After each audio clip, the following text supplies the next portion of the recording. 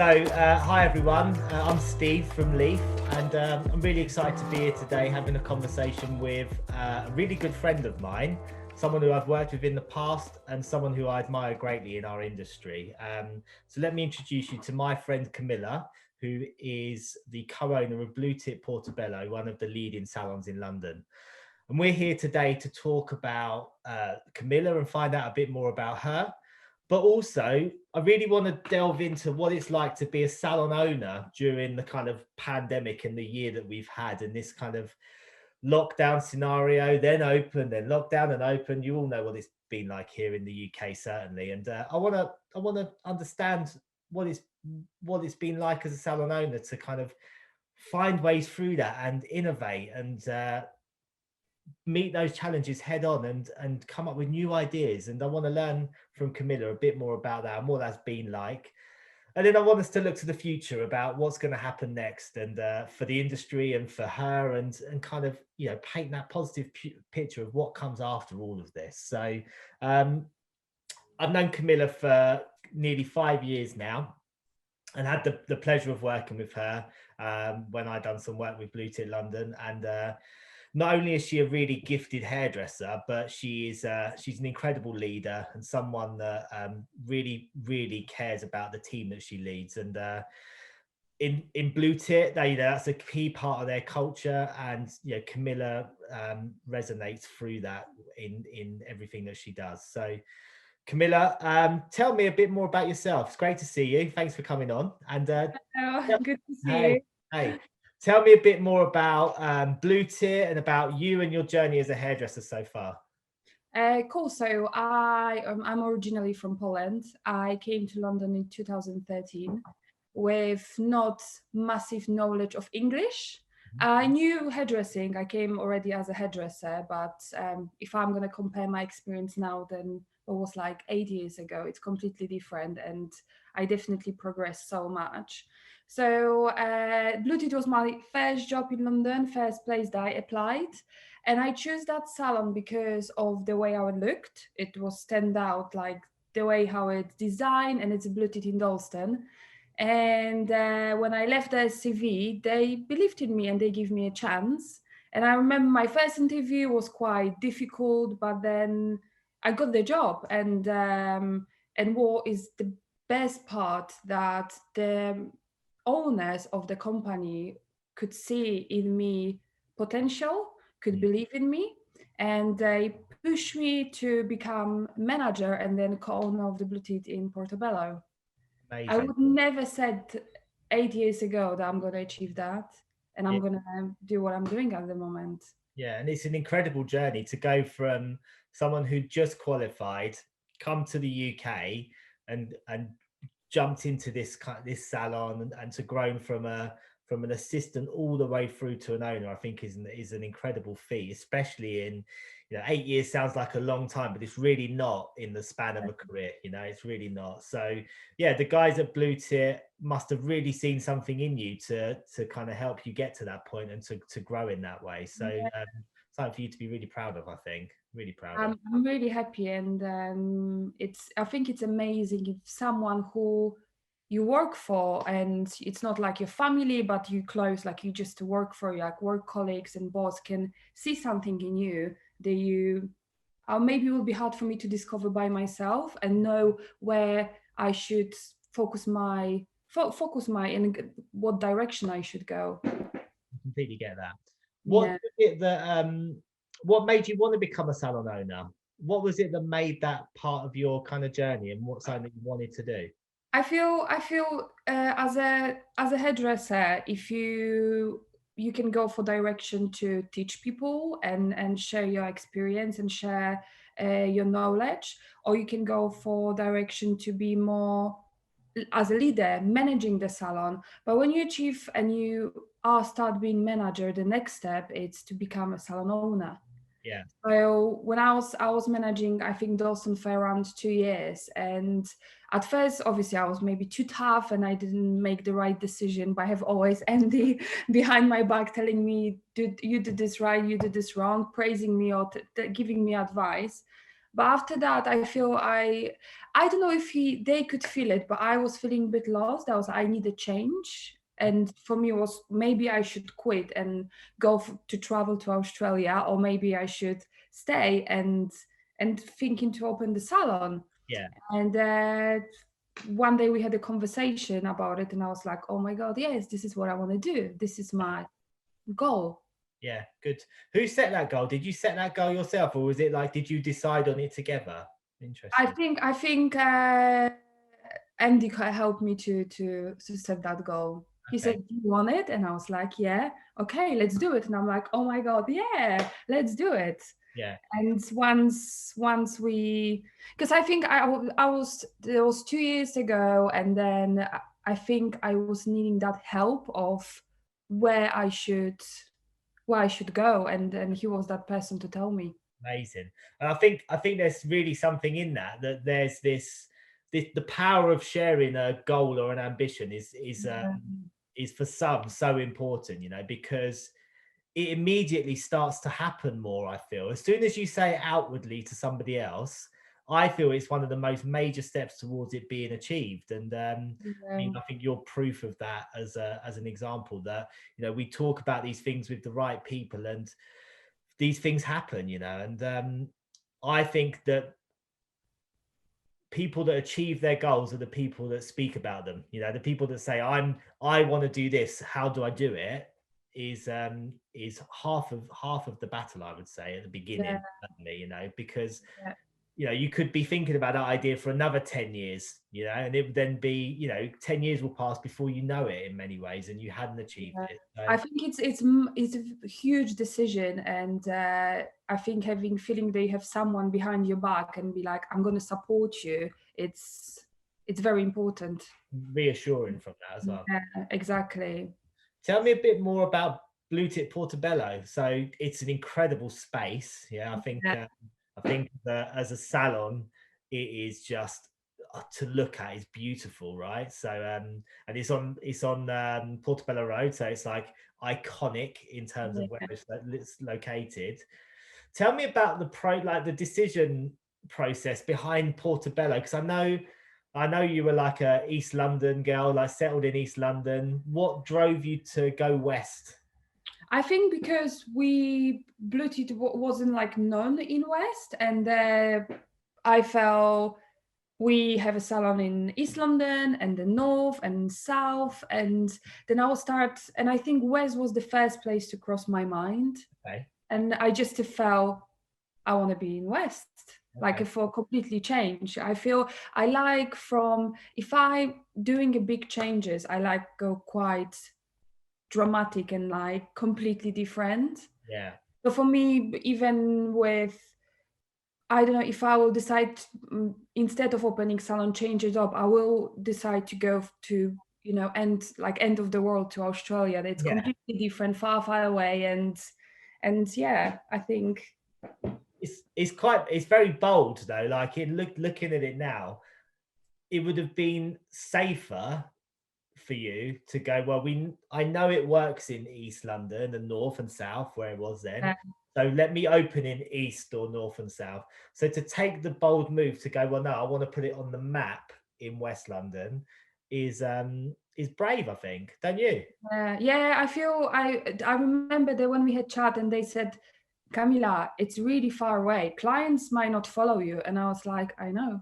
Yeah. And you know, after working for 5 years and having busy schedule with all my regular clients and stuff, and then moving to complete like far away. For some people, if they could walk to get the haircut or finish work on get haircut on the way when they go home or whatever, it's just a bit different. Yeah, completely. Then go to West London, different part of town, right? Yeah, exactly. Did clients follow you? I'm intrigued. Did people follow you? They did for the first I think maybe a year or so, but because I was targeting new clients, it was hard to get an appointment, and some people moved out, and so I have clients, they follow me since for 7 years or almost 8 years, but even clients followed me in the, for example, they can't get appointment with me, then go with Joe, or they go with Matt, and Yeah. that's amazing. And those are people from your salon, is that right? The Joe and Mads, they're in. Yeah. They're the people from my salon, and it's, yeah, my team is just amazing. Tell me a bit more. Tell me a bit more about your team. So, how many stylists do you have in your team now, and how many assistants, apprentices, support staff So do you it's have now? two assistants and 8 stylists, I think, with me. Amazing, Yeah, amazing. yeah. How does it feel to be like leading a team of that size now? You know, I feel it's like a leading dream team. Like you don't need to ask for more, you don't want a less. It's just a perfect. It's yeah. They love it and I love it, and There wouldn't be, I don't think, and I'm speaking for other salon owners, I guess, but there wouldn't be many salon owners out there that would feel like they had this perfect team. There'd always be the need for somebody new because of growth, or there would be, you know, things that need to be ironed out or things to work on. What do you think's made it successful, the team that you have? I don't know. I think they are just great, and I'm lucky to have them. I know that for the first year and a half, for me was a struggle to have people they gonna enjoy working in salon. And you know, when you open the new business and it's not that busy, and I had busy schedule, and the new stylists were pretty quiet at those time. They were getting frustrated, and I was getting frustrated. But I don't know. It's just I feel just lucky. I think because I work super hard, and they can see that they just want to follow me. Take Do you think you lead by example? yeah. I to be fair, like I'm working really hard. I don't work less hours than they work. I even sometimes work more, and I'm in the salon as much time as I can, and I support them as much as I can. And um I think they just feel comfortable, and they enjoy coming to work. They love the salon. Yeah, I think that's an important aspect, is that, you know, you want to look to the person in charge as someone to aspire to be like, or someone who's willing to go the same lengths and depths that you are, I guess. So Yeah. important aspect of what you do, definitely. And I deep inside love Portabello so much as a salon, as a space, and all my plants and clients, and the whole vibes was created that I think they can just feel it, you Yeah, know. yeah. I mean, for anyone that hasn't seen the salon, it's definitely worth checking out on Bluetooth's website or on Instagram, because the salon itself, like I said, is not only the most, I think, one of the most beautiful salons in London, but the plant life in there is ridiculous. It's like a jungle. It's unreal. I mean, you've got the best plants in West London. There's no question of a doubt about it. So I'm sure they're part of the team. I'm sure you see them as part of your team as well. They are beautiful. So definitely worth checking out. Yeah, thank you. Yeah. So I want to get on to kind of the last year or so. You know, the kind of the pandemic that's kind of hit everybody in society, and in the industry, in our industry, has of course taken as much a toll as anywhere else. Um, it's been a tough one, definitely, but I want us to focus on what good has come from this year as well. You know, like, I'm sure there will be some. I want us to find that, and I want to understand what it's been like to be a salon owner in the last Mm. year, and what you've learned from that. Uh, I learn appreciated what I have more, Okay, definitely, great. and be more. I think like I'm grateful, but be even more grateful for what I have, and Yeah, support. And the January and February for Portabello was unbelievable, amazing. Like we were super busy. I had a full team of people, and everyone was packed with the clients. And then when the first lockdown happened, there was just a fear of losing what it just started grow, and then that was my goal. I wanted just to grow. I want to grow business. It's still for 2 years, it's such a young business, and for hairdressing to be known, like to the salon to be known, to have a good name, and for people to talk about it, it just it takes years of work and customer service and everything. There was a fear, and the fear of about my team, to be honest, because I wanted to everyone to feel supported, and that to make sure they're gonna come back to the salon and we're gonna have a job, that we're gonna still the salon is gonna exist. But you remember I called you a couple of times because I was like, what is going on? Yeah. What is going on? Like with everything. And I remember when we came back, and uh, the after the first lockdown, going back to work, the feeling of anxious, like feeling Yeah. so anxious how it's going to be wearing the visors and face mask and trying to be positive and trying to be, you know, supportive. But I think definitely was hard, but I think the feeling more appreciated what I have, and maybe focusing and listening to my body, to my mind. And I feel like for everyone who works in Portabello, I know that everyone takes this time to look after themselves and Yeah. feel good about themselves. And yeah. And that personal kind of development and growth, and looking after your health and your mind, I think have been something which a lot of, Yeah. how does that, I mean, it seems obvious how it helps you in business. I think if you're healthy and your well-being is high, then it kind of moves across to everything you do. But what impact does that have on you as a salon leader? What impact does you looking after yourself and being grateful and appreciating what you've got, how does that affect you as a leader, I suppose is my question.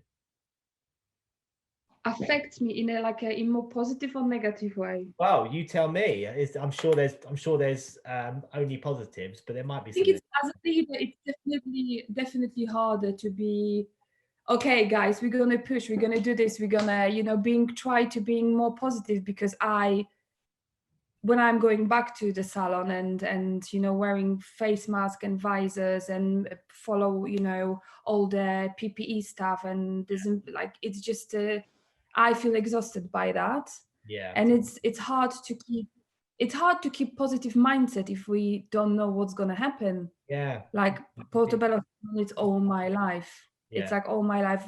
This is all I have.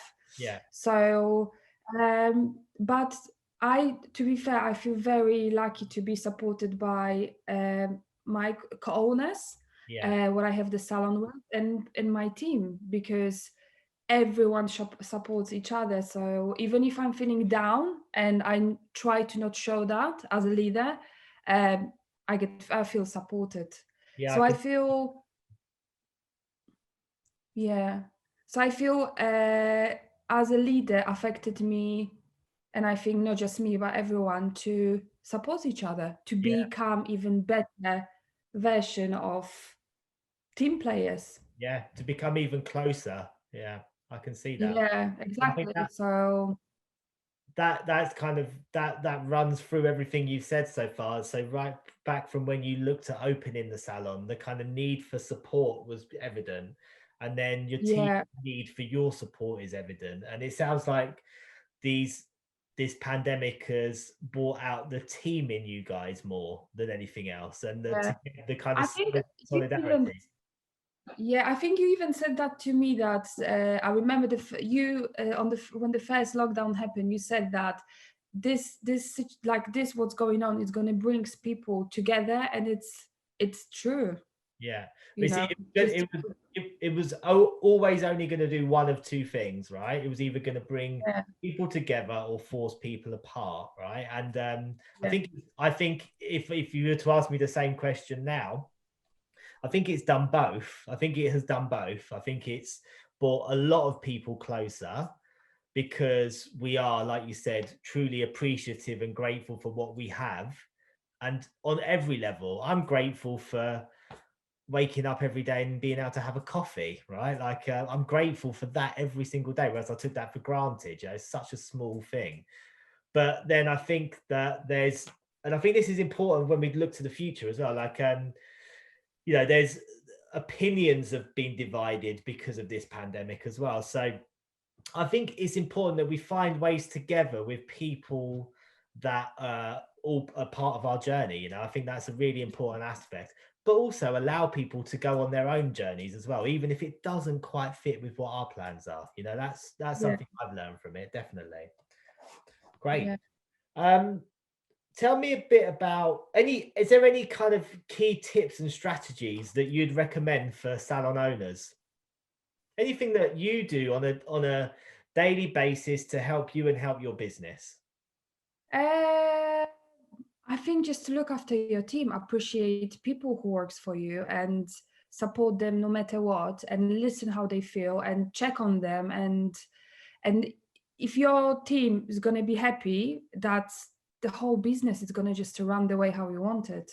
Yeah, So this is my strategy. This is the thing that I'm focusing the most. yeah, And yeah, and the happy team comes with great customer service and happy clients, and this is what every business owners needs. yeah. So I get yeah, that. I think we sometimes I've definitely seen it in the past with other salon owners or with some salon owners where their focus is customer centric, you know, which I completely get. Like, focus on the customer's experience is obviously paramount, but then there's the team that get left behind, I think. You know, and I think you're completely right in saying that the team are essential, you know, them being loved and looked after and developing and growing, especially during these sort of times, is vital. And I think it's about striking that balance between the team and the client base. You know, like looking after both with the same level of love. I think yeah, is super important. like yeah, exactly. And I feel, and my team knows as well, whatever decision I'm gonna make, like even if they decide I'm gonna open my own salon or I'm gonna leave the country, they're gonna get my support no matter what. Because Yeah, I just want them as a people to be happy, yeah. you And know. that's why they stay. That's why they're with you, right? That's what I always think, that's one thing which we have to, how do I word it? Like, as an industry, we sometimes can see the team and the stylist as a commodity. You know, like we can see them as like okay, well, if stylist number one goes, then there will be a new stylist who I can bring in. Yeah. Yeah, But truly successful salons, the ones which are like uber successful, you walk in and you say hi and you meet their team, say, how long have you been here? And they say, I've been here for 10 years. I've been here for 20 years. I've been here for 5 years, you know, wherever it be. It's that longevity is part of the success. And that is, you know, that is not just true of those people being successful in your salon. It's a successful business with a massive client base, I'm sure, at the end of it as well. yeah, yeah, yeah, yeah. Yeah, that.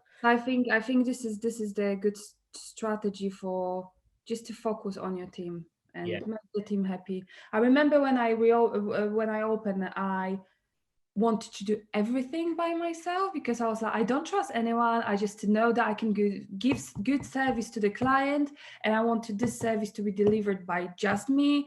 And but then I was like, it's not possible to do that, and I will start trusting, and yeah, and now I have this where I have like happy bunch of people, you know. how does it make you feel that you can trust those people rather than trying to do it all Oh, yourself? it just takes the heavy, I don't know how to say, thing of your shoulders that I was just constantly exhausted with my head, with my thoughts, Yeah, with the things going on, looking around, making sure that everything gets done. And now I can just do it, and I trust you. And if like I'm not perfect, if and it's what's amazing, if I'm gonna make a mistake, they're gonna tell me, "Hey, Kamila, like why are you doing that way?" And if they're gonna make a mistake, I'm gonna do the same. But we praise each other in the same time because I don't feel any better than there. I don't feel like a okay, I am the salon owner, but I am employee and I am hairdresser like they are, you know. So there's like a mutual understanding, respect, and exactly, empathy for each other. Yeah, yeah, I get that. exactly, yeah, And that that style of leadership and management, I think, is much more the future myself than kind of that top-down management, whereas you're the boss and you say what needs to be done. I think those days are over. Yeah, or certainly I think they're finishing, right? I think it's much more now about Yeah. unity and about a level playing field and people moving forward with their own goals together. I think that's where I think that will become much more the normality in our industry. And I think in most industries, I think that would be much more normal than the kind of typical hierarchy that we were used to seeing in the past. But in the same time, clientele, every single stylist of in a Portabello have a different clientele. So Yeah. they like them because the way what they do and who they are. Yeah. So I never try to change it because I don't like the way how we're doing this. This is not what I will, do. So everyone can just what is amazing, everyone can be themselves, like completely. And I think that I was just about to say that one of the like none of us who are hairdressers became hairdressers to not express ourselves. Exactly. We chose this industry because of the freedom of expression, I think, and the kind of how you can be who you are. I think that's one of the key strengths of our industry, and I think that's something I actually think is one of our biggest strengths moving forward as an industry as well, is the individuality of people and the freedom of expression. I think will help us out of this pandemic when we come out of it. Yeah. I mean, we're going to be, I think about salons and when we open in, March or April, whenever it be, sooner rather than later, hopefully. And we've got all of that pent up energy coming again, like it was in July when it was like, we're opening the doors, and it was like you said, there was some anxiety because you were, like this and like this with face masks and stuff. But there was also something really amazing about that, I think, like there was something really vibrant about that moment because it was so busy and everyone was so happy to see their stylist, right? I think it's exciting that we've got that to come again. That's going to be so much. I mean, the relief that people are going to feel from getting their hair done is going to be incredible for the country, right?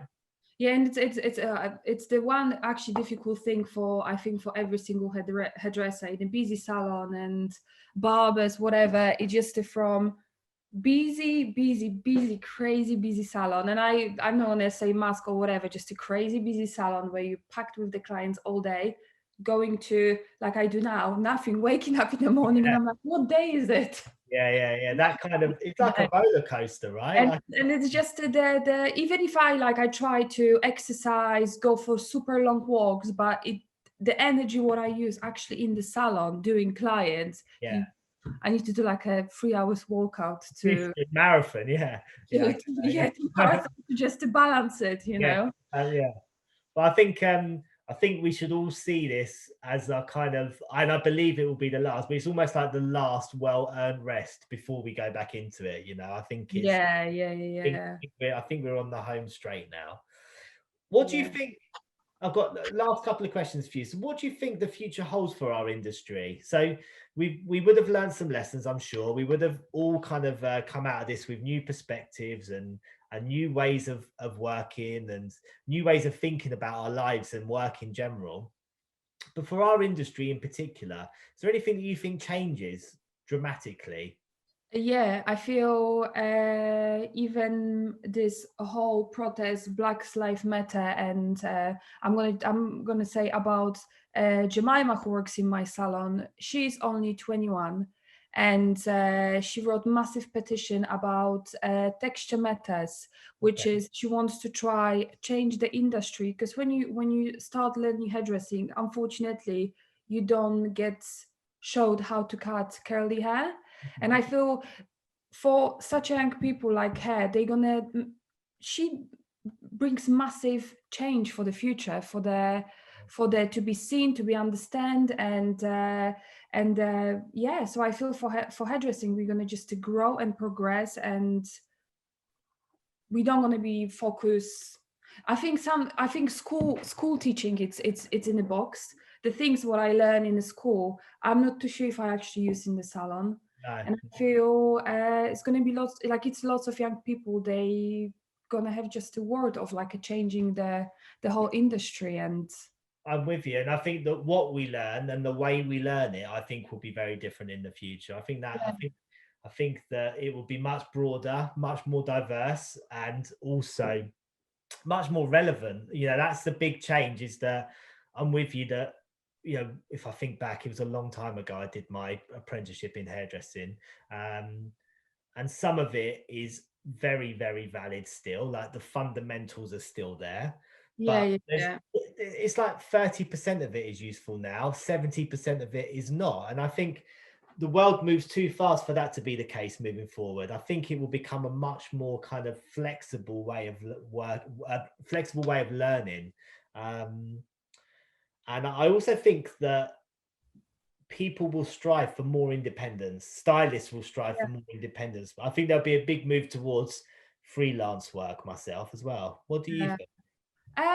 Yeah, I think so too. And I think especially now, for example, with you know, if you have a good relation with the clients,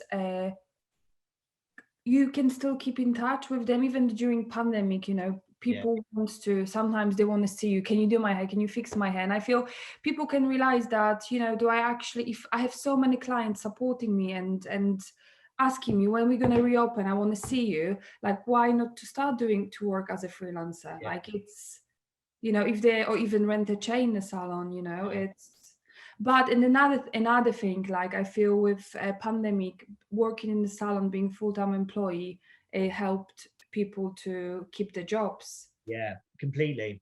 And I was just about to say that I do think, even though I think there's a movement towards freelance, I think I think salons will always, there will always be a space for salons, of Oh course. yeah, yeah, yeah, yeah.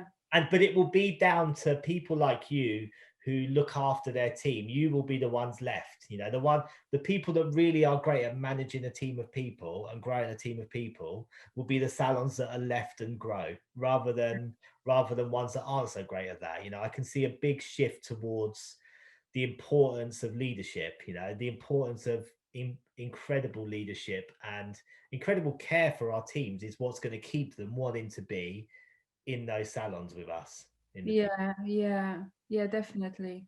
And final question, what does the future hold for you? So in the last 8 years, you've achieved an incredible amount. So congratulations. Thank you. What's next? What's the next chapter for you? I feel like Salon. I would love I would love to take over West, Salon and number two. Yeah. and even if, for example, one of my team would love to open Salon with Blue Teeth, and I will help. I will help doing this too. I want to do this with them together, and I feel for new Salon it takes around 5 years to pay off and feel free and like build a team and make sure that everything is running in the right direction. Obviously for 2020 we had a big pause because of the pandemic and we're still on that pause, but yeah, I think I want to take over West. Amazing. I look Yeah. forward to seeing it. I look forward to seeing it. Good. Well, look, I've really, really enjoyed learning a bit more about you, learning about the last year for you and for your team, and also very excited to see what the future holds for you. So make sure you keep informing us and letting us know how things have been going. And thanks so much for taking the time to speak to me today. And Thanks, Steve. like I said, we'll share this on Lee's YouTube channel so everyone can see it and learn something from it. And yeah, we'd love to hear from you guys if there's anything else you'd like to see or hear, or anybody that you'd like to see or hear from. And thanks very much for your time. Thank you.